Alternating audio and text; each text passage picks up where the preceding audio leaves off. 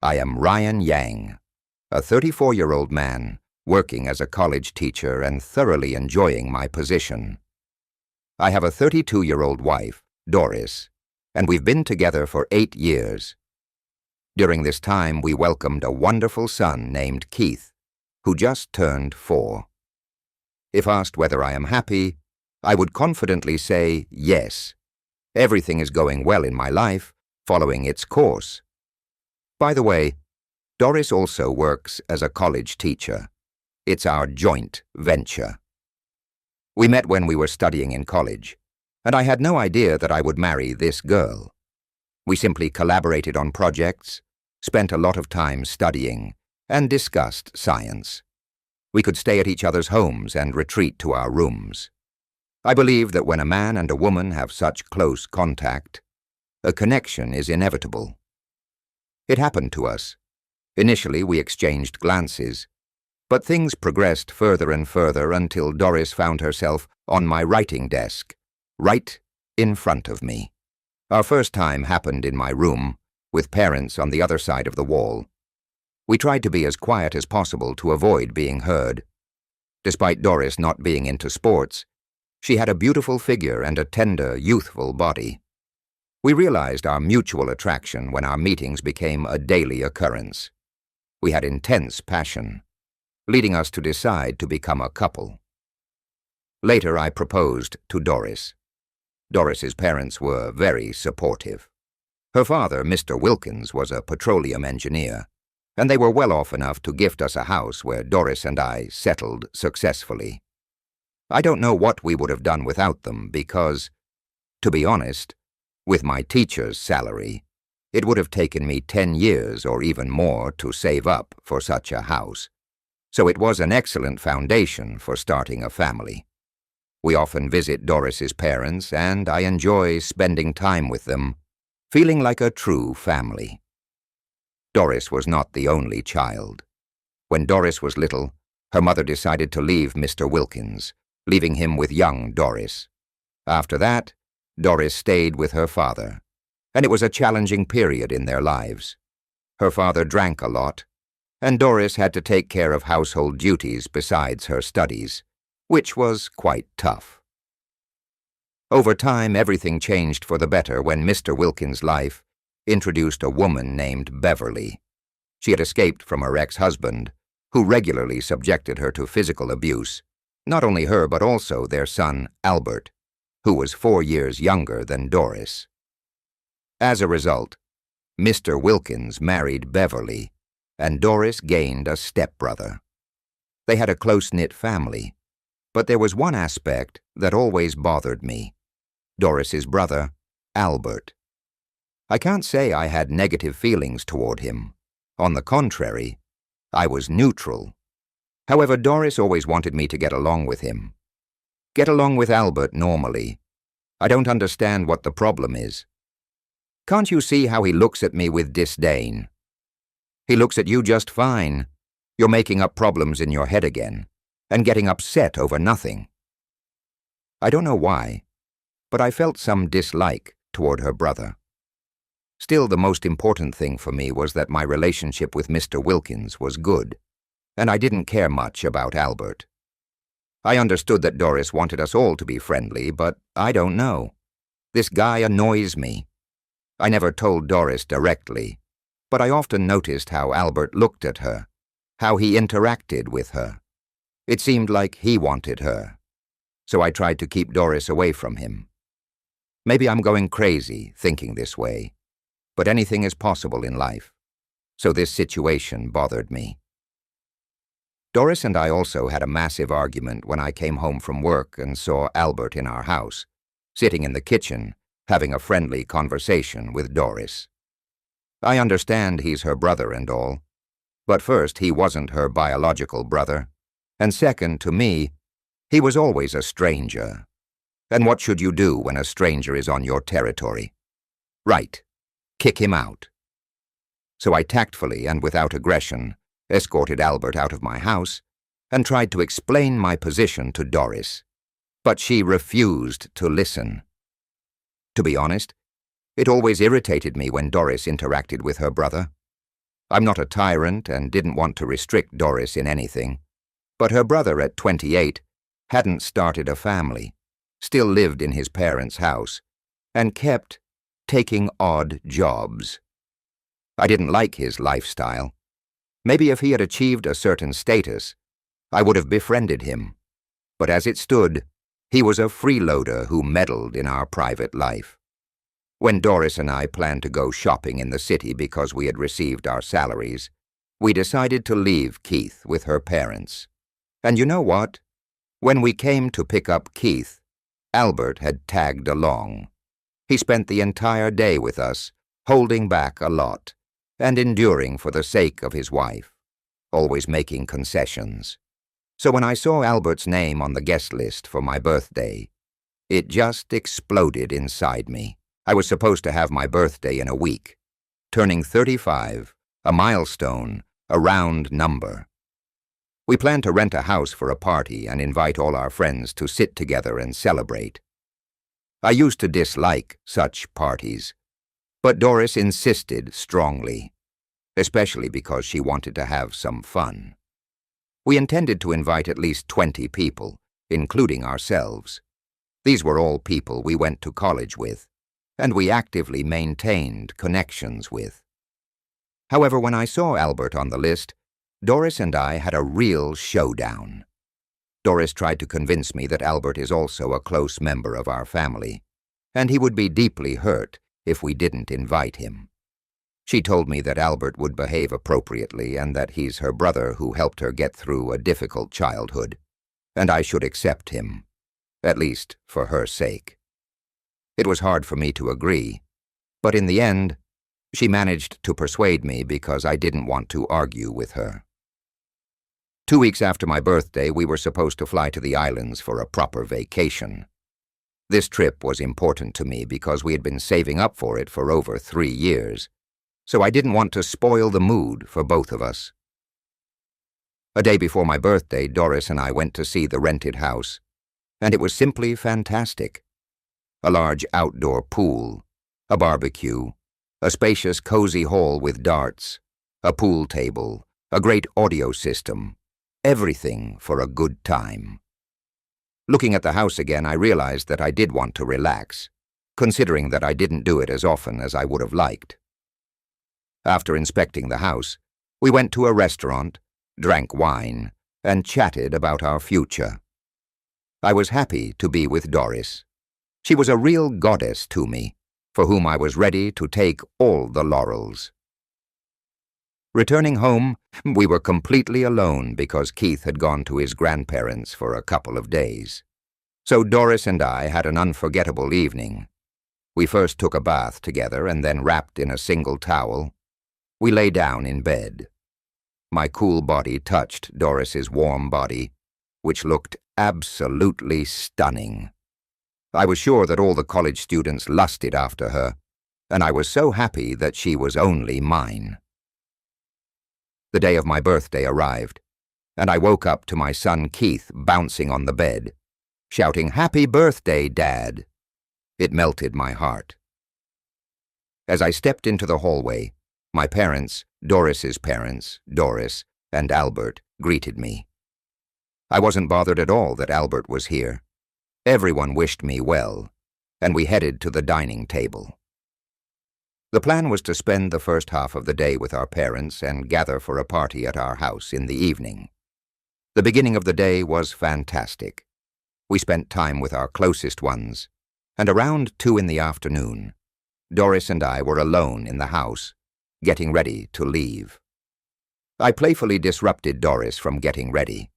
I was in a playful mood. When I saw the lingerie she was wearing today, I couldn't resist, and we ended up making love. Something in me awakened, and I felt hyperactive. It seemed like I could conquer anything at that moment. It reminded me of the feelings from childhood during holidays, and I was happy to experience it again. Ready to leave, Doris and I had to pick up a couple of people, Justin and Jane, who were going to help us with the house preparations, and Albert, whom we had to wait for about 20 minutes. At that moment, I wanted to start expressing impatience, but then quickly calmed down, choosing not to spoil the mood for myself and those around me. Upon reaching our destination, we began the usual preparations. Doris's friends also arrived to help with cooking. Their task was to prepare tasty cocktails and a couple of snacks, as we planned to buy the main food. Meanwhile, the guys and I took care of all the technical aspects, moving sofas, setting up the audio system, and, in general, handling the manly work. Literally, within 2 hours, everything was ready for the celebration. By this time, the main crowd had arrived. Unfortunately, a couple of people couldn't make it, so there were exactly 18 people, including me and Doris. But it didn't bother me at all, so we continued the fun.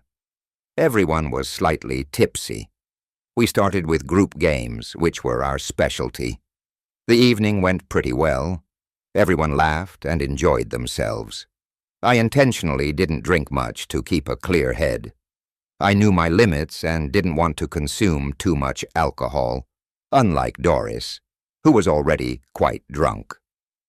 The real fun began when one person wanted to jump into the pool, then another, and soon half of the guys were in the pool. I didn't want to swim, so I watched everything from the sidelines with my friend Justin. Doris was also in the pool. She deliberately wore her best and most revealing swimsuit, looking stunning.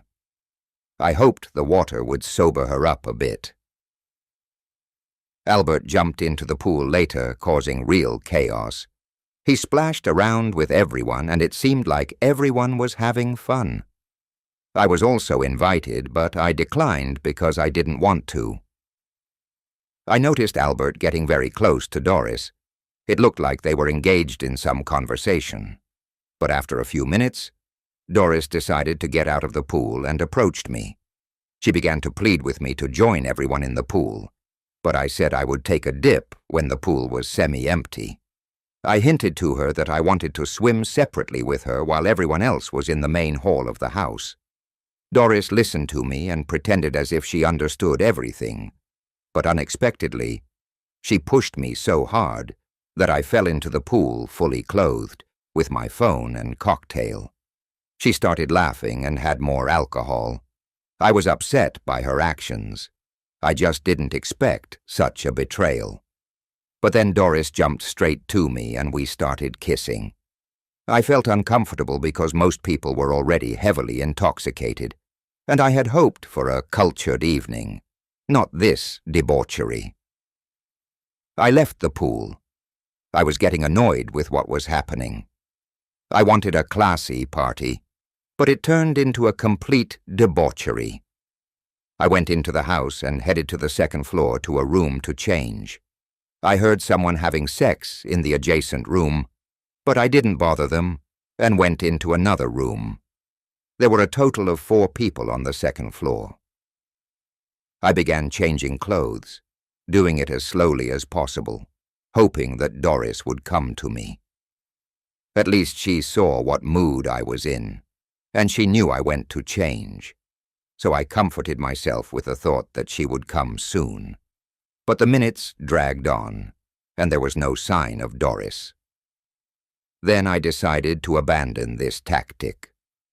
I finished changing, left the room, and went downstairs to the hall where a couple of guys were sitting. I engaged in a conversation with them.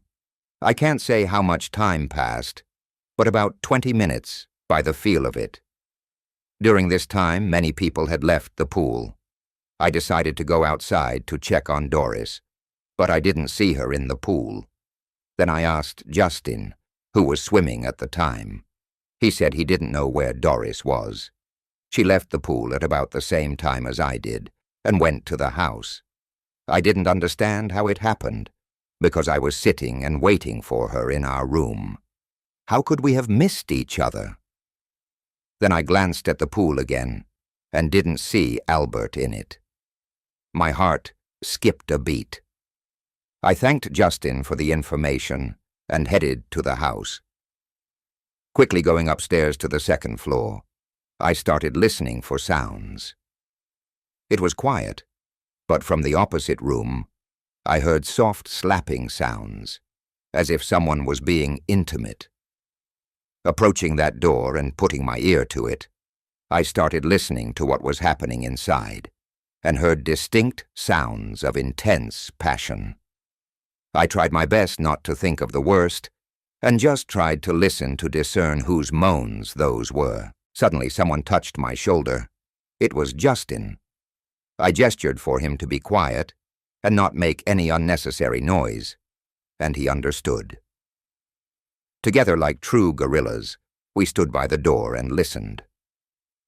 At some point, Justin came up with an idea.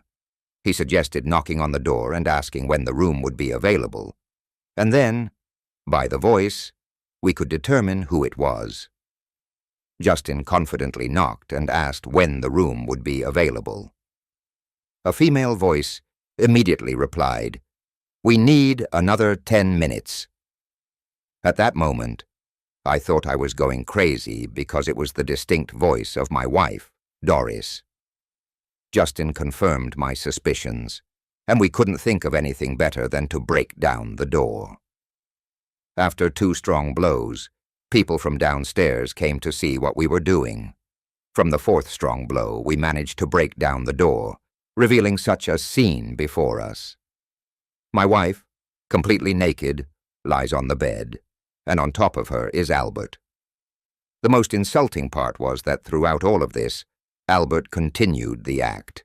He clearly wasn't himself, while Doris apparently quickly came to her senses and started pushing Albert off her. "I was looking for you," she began to say. I just looked at her, and then turned to the crowd, which was watching it all. With shouts, I asked them to go downstairs. Only Justin stayed with me, and we entered the room. The first thing I wanted to do was hit Albert, but Doris began to defend him. Albert, however, was so drunk, and it was evident that he was unwell. He couldn't hold it, and started vomiting right on the bed. I felt disgusted approaching them. At that moment, Doris stood up, swaying, and began to approach me, apologizing. It was sickening to watch all of this, and I rushed out of the room and then out of the house. I saw the crowd of eyes looking at me. I asked for a taxi, and everyone started looking for a car for me. There was a guy named Wayne who hadn't been drinking and wanted to drive me. I was still downstairs when suddenly I heard a loud scream, "Sorry!"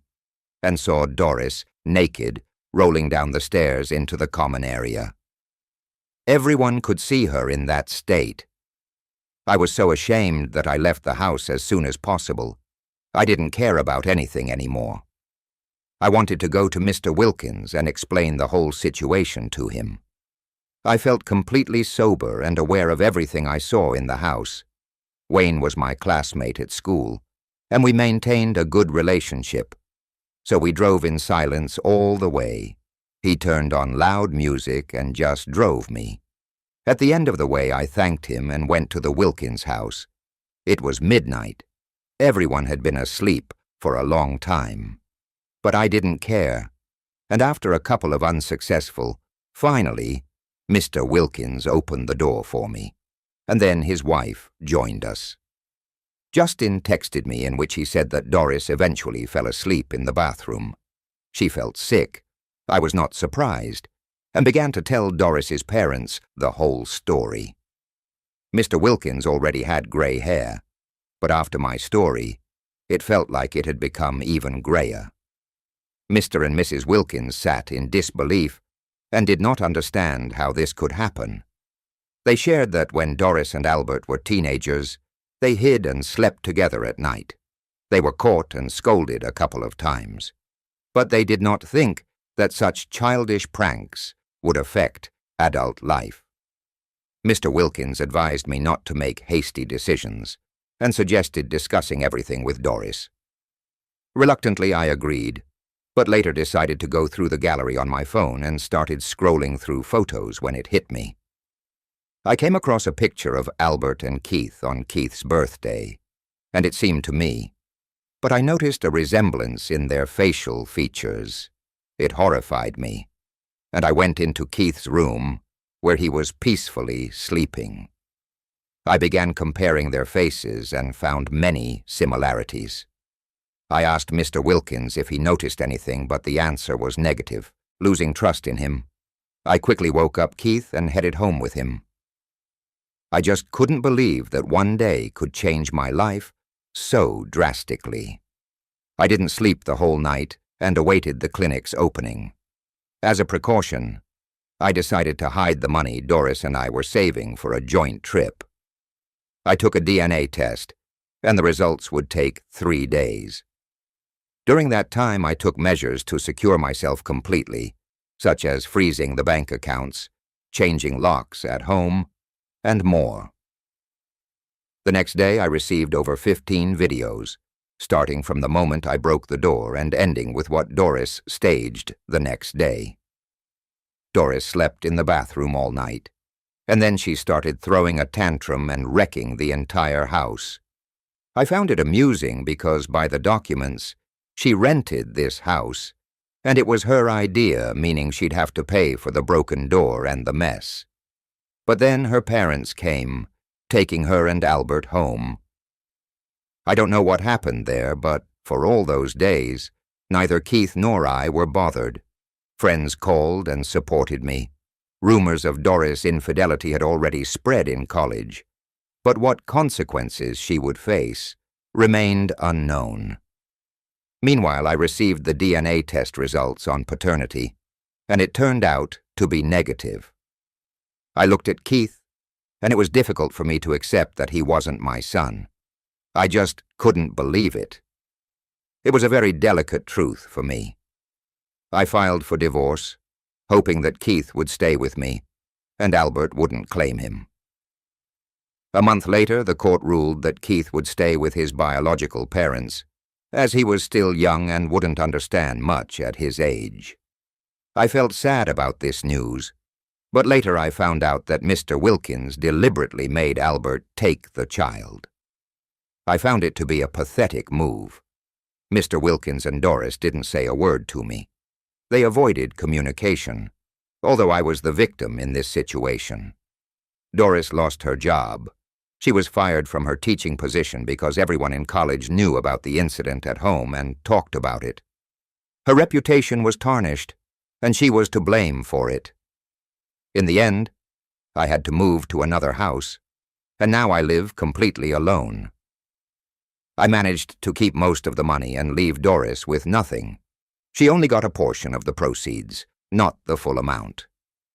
What I know now is that Doris and Albert live with their parents, raising their child, no matter how terrible it sounds.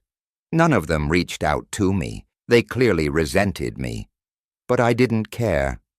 The most important thing was that no one else turned away from me. Everyone supported and sympathized with me. Later, I found out that Doris and Albert had a connection for a long time, engaging in intimacy regularly, considering it a normal occurrence.